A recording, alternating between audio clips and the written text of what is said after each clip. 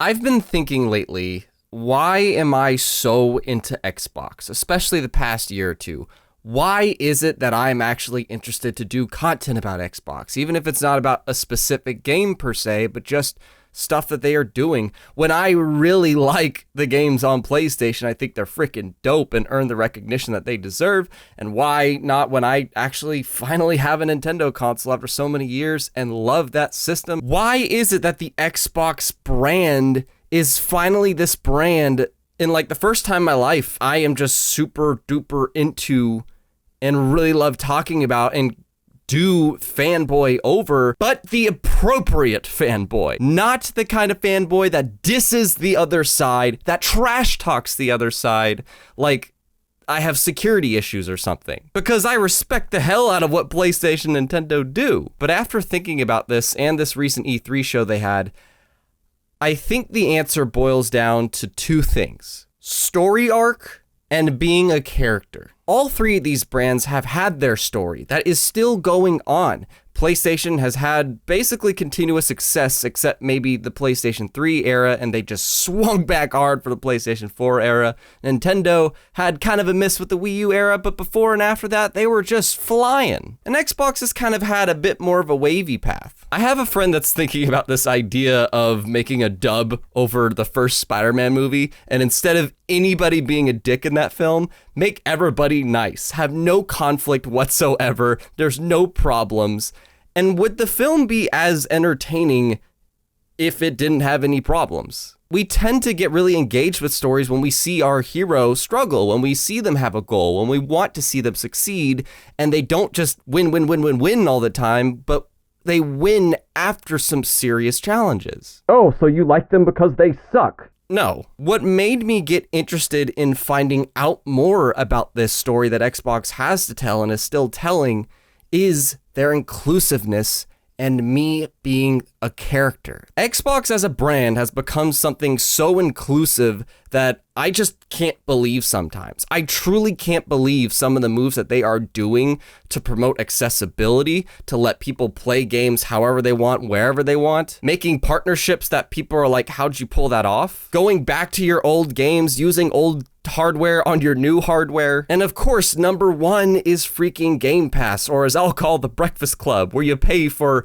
a membership to the Breakfast Club, where instead of going there every other day for breakfast and paying $20 a meal, now you just pay for 2 meals a month, essentially, probably less than that actually, and you get meals for the entire month. It's because of the Breakfast Club that is Game Pass that I've become much more intrigued. I've become much more intrigued in what Xbox has to offer, because I no longer have that barrier of money. I was watching the Nintendo showcase for this E3, and I felt there was a few things I thought looked cool, but just nothing that I felt like I want to spend $60+ to play that game. Whereas now, when I watch an Xbox showcase, I'm like, okay, I'll try that one out. I'll try that one out. I'll try that one out. It's no longer this system of like, I don't think that looks worth it to me personally. And now becomes the conversation of, ooh, can I make time for that? And because of that and all the other things I listed before about the inclusiveness, I feel like I am the main character in this story that Xbox is unfolding. By just trying out their platform and being a part of this system that they're like, hey, upgrade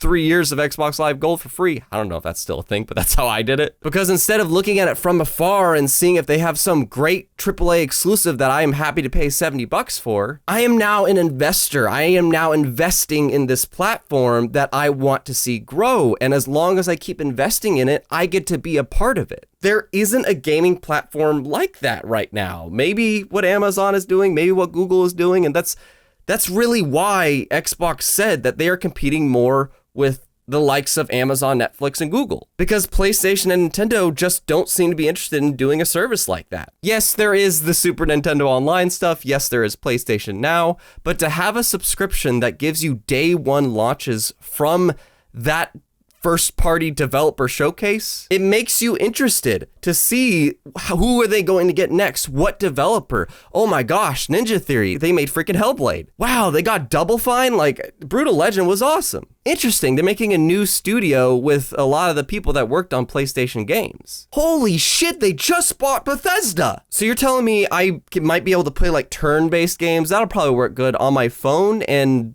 as long as I'm in good reception, that'll work? You know, I was on the fence about Battlefield 2042, but because EA Play is included, I'll try out that 10-hour trial. It's these kind of moments that when you're a Game Pass subscriber, that's when you are actually invested in this, because you are investing. You are an investor wanting to see the company that you're investing in do all these cool decisions because you reap the benefits of it. And I've never felt like that with the brand before, where I just feel like I am at the center of this story.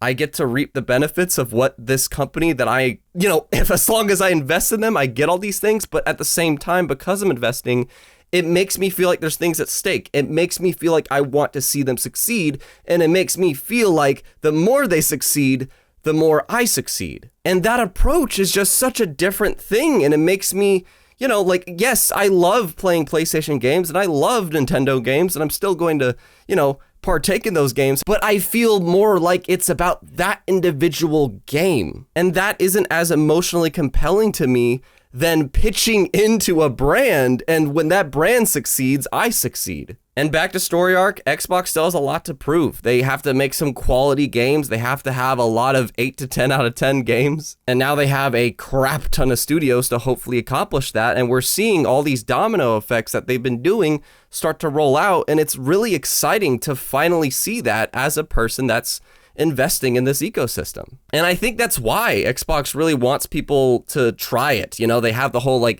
do $1. Pay a single dollar, which still blows my mind, and get 3 months of Game Pass Ultimate for free. And I think they do that because they want people to feel that way. They want people to get into what they are as a brand now, rather than just playing these games. But then again, I'm probably one of the few that feel like that. People just want it to just play the games, which totally makes sense. That's why we're here. But that is why I believe I get super excited to talk about Xbox over things that Nintendo does, over things that PlayStation does. Not to look down upon it, it's just I don't feel like they have something like that for me to invest in other than buying the games individually, which would be about 100 times as expensive if I played the same amount of games that I do by investing through Game Pass. And I don't want this video to end on a note that you're just going to go to the comments and go, well, screw you, your console's trash. Fine, whatever, have fun with that. If that gives you pleasure, I don't know what to tell you. What I encourage folks to do is, if you're an Xbox person, say something nice about PlayStation especially. It seems like that's the big war for whatever reason. Say something nice about PlayStation. Say something nice about Nintendo.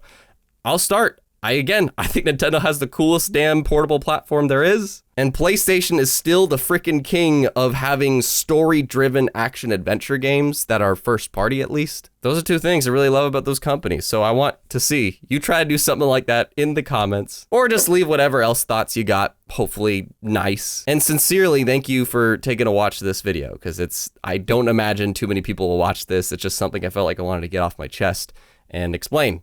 Why am I enjoying doing content about Xbox? So thanks for watching. Be geek, be proud, be awesome.